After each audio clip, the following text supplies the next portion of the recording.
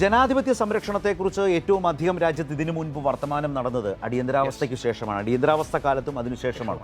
ഇപ്പോഴൊരു അപ്രഖ്യാപിത അടിയന്തരാവസ്ഥ നടപ്പാക്കി മുന്നോട്ട് പോകുന്ന കാലമാണ് എന്ന ഗൗരവമായ രാഷ്ട്രീയ പ്രശ്നം ഈ തെരഞ്ഞെടുപ്പ് അടയാളപ്പെടുത്തിയിട്ടുണ്ടെന്ന്. തീർച്ചയായിട്ടും.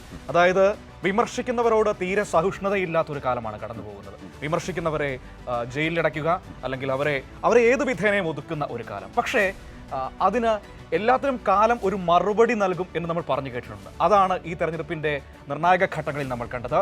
അരവിന്ദ് കെജ്രിവാൾ ജയിലിന് പുറത്തേക്ക് വരുന്നു, അതുപോലെ തന്നെ പ്രവീർ ബുർഗായസ്ത് വരുന്നു, ഗോവിന്ദ് നവലാഖ വരുന്നു, ഗൗതം നവലാഖ വരുന്നു.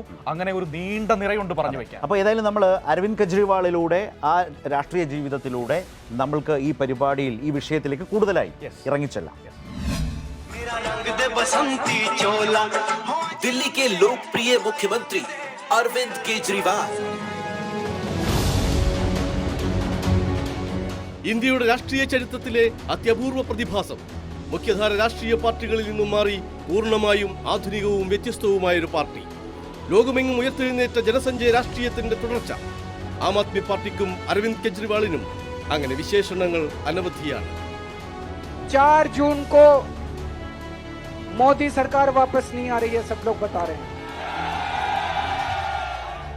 ഹരിയാനയിലെ ഹിസാറിൽ ഒരിടത്തരം മാർവാടി കുടുംബത്തിൽ ജനിച്ചു വളർന്ന് ഖൊരഗ്പൂർ IIT-യിൽ നിന്ന് മെക്കാനിക്കൽ എഞ്ചിനീയറിംഗിൽ ബിരുദം നേടി ടാറ്റ സ്റ്റീൽസിൽ ഉദ്യോഗസ്ഥനായ അരവിന്ദ് കെജ്രിവാൾ 1992-ലാണ് സിവിൽ സർവീസ് ലഭിച്ച് ഇന്ത്യൻ റവന്യൂ സർവീസിൽ പ്രവേശിച്ചത്. ആദായനികുതി വകുപ്പിൽ ജോയിന്റ് കമ്മീഷണറായിരിക്കെ 2006-ൽ വിരമിക്കുന്നത് ജനങ്ങളിലേക്ക് നേരിട്ടിറങ്ങാനുള്ള ആവേശത്താൽ. അധികാര രാഷ്ട്രീയത്തിലെ അഴിമതിയുടെ വേരറുക്കാൻ ജൻലോക്പാൽ ബിൽ അവതരിപ്പിക്കണമെന്നാവശ്യപ്പെട്ട് സത്യാഗ്രഹത്തിന് ഇറങ്ങിയപ്പോൾ അണ്ണാ ഹസാരെയുടെ ഉടവാളായിരുന്നു അരവിന്ദ് കെജ്രിവാൾ. 2011 ആഗസ്റ്റ് 16-ന് കെജ്രിവാൾ അറസ്റ്റിലായ ശേഷം പുറത്തു വന്നത് പുതിയൊരു രാഷ്ട്രീയ പാർട്ടി എന്ന ആശയവുമായാണ്.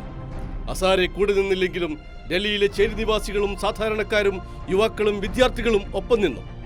2012 നവംബർ 26-ന് ഇന്ത്യൻ രാഷ്ട്രീയത്തെ തൂത്തുവെടിപ്പാക്കാനുള്ള ചൂലിയുയർത്തി കെജ്രിവാൾ സ്വന്തം പാർട്ടി പ്രഖ്യാപിച്ചു.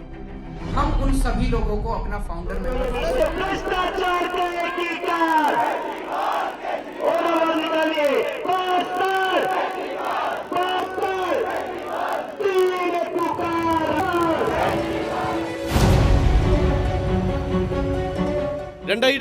ിലെ നിയമസഭാ തെരഞ്ഞെടുപ്പിൽ മത്സരിച്ച കെജ്രിവാളിനെ മുഖ്യധാരാ പാർട്ടികൾ അവഗണിച്ചെങ്കിലും ഡൽഹി ജനത അവരോധിച്ചു.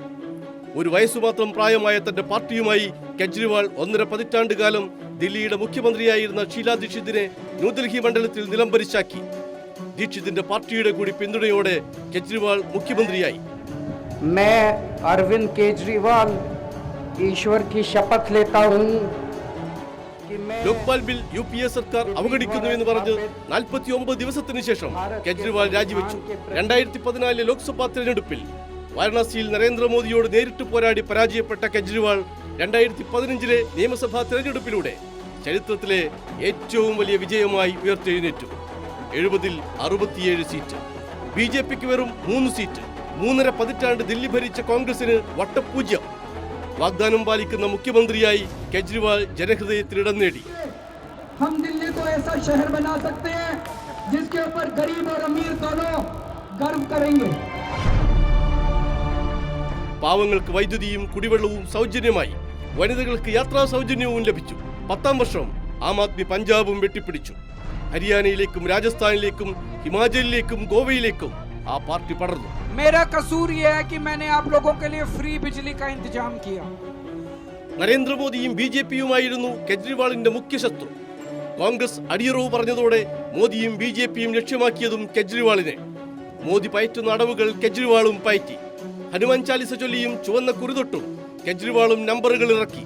മതേതര ചിന്താഗതിക്കാർ പിണങ്ങിയെങ്കിലും പൊതുജനം പൊതുവികസന നായകനായി തന്നെ കെജ്രിവാളിനെ എതിരേറ്റു. ഷഹീൻബാഗും പൗരത്വ നിയമ ഭേദഗതിയും BJP ആയുധമാക്കിയപ്പോൾ സർക്കാരിന്റെ പ്രോഗ്രസ് കാർഡ് കൊണ്ട് കെജ്രിവാൾ അവരുടെ വായടച്ചു. 2018 പ്രളയത്തിൽ കേരളം മുങ്ങിത്താണപ്പോൾ മോദി മുഖം തിരിച്ചെടുത്തേക്ക് ആദ്യം സഹായഹസ്തവുമായി വന്നത് കെജ്രിവാളായിരുന്നു.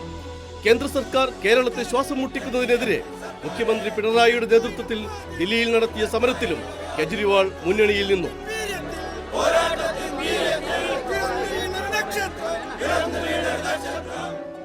കെജ്രിവാൾ ഒരു വാളിനും കീഴടങ്ങില്ലെന്ന് വന്നതോടെ BJP തൊടുത്ത അവസാനത്തെ ആയുധമായിരുന്നു തീഹാർ ജയിൽ.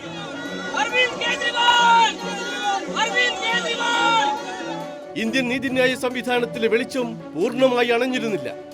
1000 മടങ്ങ് ശക്തിയുള്ള പോരാളിയായി കെജ്രിവാൾ തീഹാർ ജയിലിൽ നിന്ന് തിരിച്ചെത്തി. തീഹാറിൽ നിന്ന് പടർന്നു വന്ന ആ തീയിലാണ് ഇന്ന് രാജ്യത്തിന്റെ പ്രതീക്ഷ. അതുകൊണ്ട് ജൂൺ 2-ന് കെജ്രിവാൾ ജയിലിലേക്ക് മടങ്ങിപ്പോകുമോ എന്നല്ല, ജൂൺ 4-ന് ഒരു രാജ്യമൊന്നാകെ വീണ്ടും മോദിയുടെ തടങ്കലിൽ അടക്കപ്പെടുമോ മോചിക്കപ്പെടുമോ എന്നേ രാജ്യം ഉറ്റുനോക്കുന്നുണ്ട്.